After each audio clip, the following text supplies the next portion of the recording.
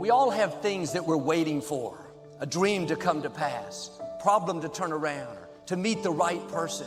When it's taking longer than we thought, it's easy to get discouraged, to become impatient, and think, when is it ever going to happen?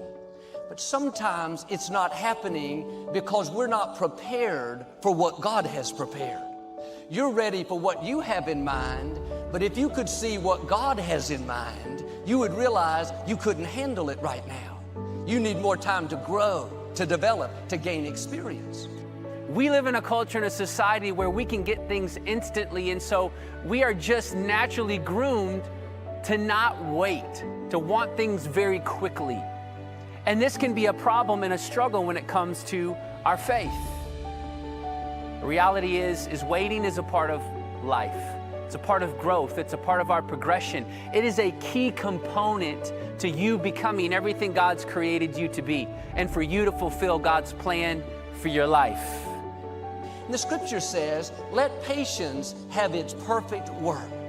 Patience is developed in the weight room. Before you see what God promised, before you get on the court, God will send you to the weight room, W-A-I-T.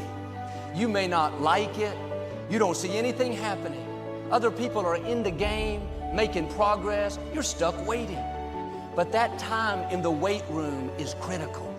You may not see anything changing, but something is happening. Patience is working. Your spiritual muscles are getting stronger. You're growing, developing. Patience is building you, getting you prepared so you can sustain what God has coming. Don't discount the waiting periods. Don't get discouraged because it's not happening as fast as you would like. The longer it takes, that means the more God has in store. When it's your time, when He knows you're ready, what you give birth to is going to be much bigger than you've imagined. I always had a wrong misconception of waiting. I thought that waiting was just kind of like, had to be the most boring thing ever. And so when the devil would whisper in my ear, well, what are you going to do? I'd always come up with something. Don't you know the enemy sends out a little demon to sit on your shoulder every day? And he whispers in your ear all day long, what are you going to do? But see, the word wait doesn't mean just sit around and just do nothing, wait for a miracle. You're not busy physically, but you're very busy spiritually. You're trusting, you're believing, you're praising. The word wait means to expect, look, and long for God. That's what the word wait means. Can you get that? To expect, to look, and to long for God. One of the worst feelings in life is to wait, right? How many know what I'm talking about? Does anybody ever say, like, I love to wait? Nobody likes to wait. One of the worst feelings in life is to wait, especially when it comes to waiting on God. You know what I'm talking about? Some of you right now, you may feel like you're waiting on God. You've prayed for something and you're wondering, God, what's taking so long? God, are you even listening? Have you forgotten me? Do you not even care? You might be praying for, who knows what? Maybe you're praying that God would heal you from migraines. Perhaps you're asking God to bring a loved one to Christ. You might be praying that God would give you a job with real benefits to help you provide for your family. You might ask God to heal you from depression, or to save your hurting marriage, or for God to bring you a spouse. And yet, the more you pray, the less you see. And you wonder, where are you, God? I've been praying for a spouse for years. Some of you may feel like this. You've been praying and you've been begging and you've been waiting and you've been wondering and you're believing that God can, but He hasn't, and you've waited so long that you're starting to wonder if God hears your prayers, if He cares, or if He's even there at all. Learn to depend on Him like never before. Maybe He's drawing you close to get to know Him in a way that you wouldn't otherwise.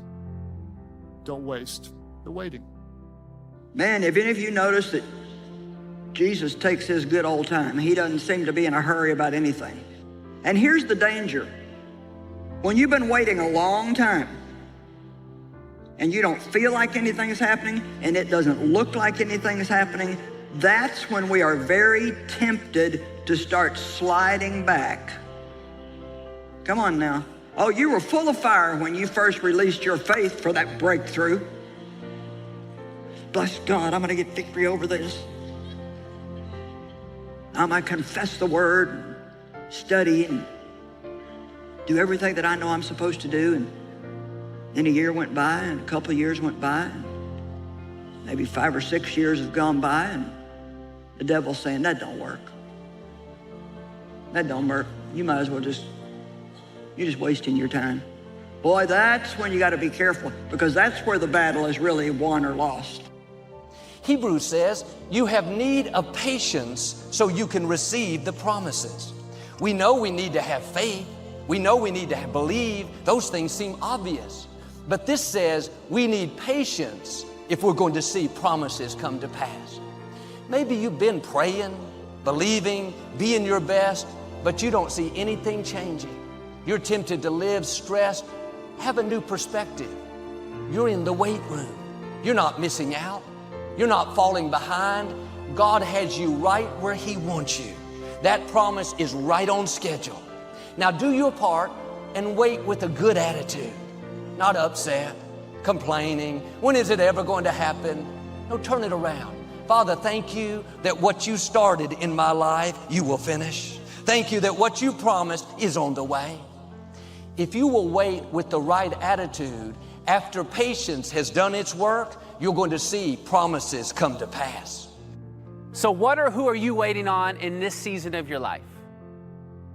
What are you waiting on? Are you single, waiting on your wife, your husband? Do you have a degree and maybe you're waiting on God's direction for the next step? What career path to choose? Where to submit the application? Or maybe you have submitted your resume to so many places and you're waiting for the call back for employment. Maybe you're waiting on a dream. You're waiting on healing. You're waiting on a lost family member to come back to faith. The question tonight is not what are you waiting on or if you're waiting. The question is, how are you waiting?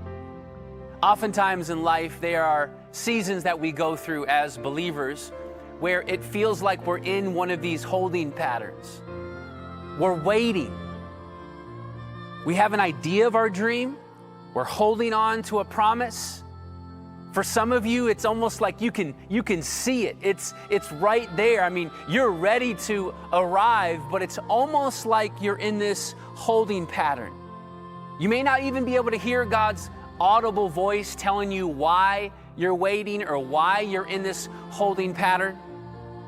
In Isaiah 40:31, the scripture we all love, they that wait upon the Lord shall renew their strength. They shall mount up with wings as eagles. Well, waiting on God gives us the strength that we need to do whatever it is that God's going to tell us to do. That's why many times when you go to God with a problem, He doesn't give it to you right away, because you need time just in His presence, just soaking up His presence, gaining the strength and the wisdom that you're going to need to pull off whatever it is He does show you to do. But what that means is you're not just waiting passively, doing nothing. You're saying, God, I'm expecting you to speak. I'm expecting you to show up. I'm looking for you. I'm longing for you. You're going to be looking, and you're going to be excited, and you're going to be waiting. And that's what it means to look for God.